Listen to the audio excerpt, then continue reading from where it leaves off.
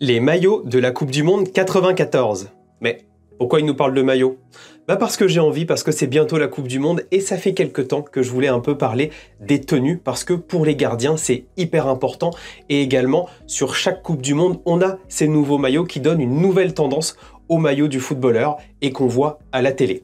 Et je voulais commencer par la Coupe du Monde 94, tout simplement parce que c'est le début des années 90 et c'est un petit peu la Coupe du Monde où le style devient important et où les marques commencent vraiment à essayer d'attirer le consommateur. Tout d'abord, c'est une Coupe du Monde qui se passe aux États-Unis. Donc on essaye d'avoir des maillots assez larges, donc ici le maillot de la Suède, parce qu'il faut séduire le public américain qui aime les maillots plus amples et la largeur des épaules. Ensuite, on est dans les années 90 et sur les t-shirts, on a des motifs. Là, on ne le voit pas trop, mais sur beaucoup de maillots, il y a des filigranes. En effet, il y a par exemple ici sur le maillot de la Suède, il y a le filigrane du logo de la Suède, ou sur le maillot du Brésil, Umbro, on a également en gros le filigrane de l'écusson du Brésil. Et donc on a un petit peu cette tendance d'avoir ça sur les maillots. Et également on a sur les cols et notamment sur les manches, comme ici le maillot de Schmeichel 92, on a pas mal de petits motifs qui se voient pas trop malheureusement à l'écran. Je pense que c'est pour ça que ça s'est arrêté, mais qui à l'époque était très tendance. Et également pour cette Coupe du Monde aux États-Unis, c'est la dernière Coupe du Monde où on n'a pas encore de maillot Nike. Et donc, quel est le sponsor à l'époque qui est en vogue? Évidemment, c'est Adidas.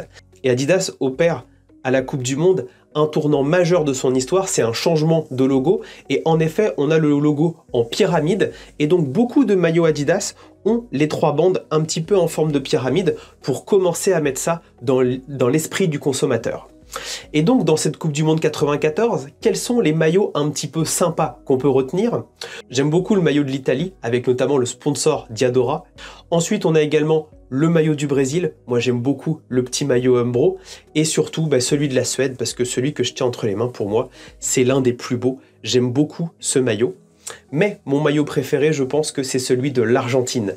Malheureusement, c'est le maillot un petit peu cimetière de Maradona. En effet, c'est le dernier qu'il va porter avec l'équipe d'Argentine avant d'être pris pour dopage lors de cette Coupe du Monde. Mais moi, j'ai beaucoup aimé ce maillot qu'il portait à l'époque, avec notamment cette bande sur le côté qu'on voit un petit peu ici sur le maillot de Schmeichel.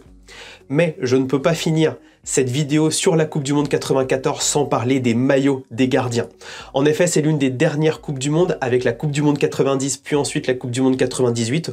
On a des maillots de gardiens complètement fous et on voit vraiment des maillots géniaux en termes de création lors de cette Coupe du Monde. Voilà pour les maillots de la Coupe du Monde 94 et la prochaine c'est sur les maillots de la Coupe du Monde 98. Si tu veux suivre toutes mes vidéos, pense à t'abonner.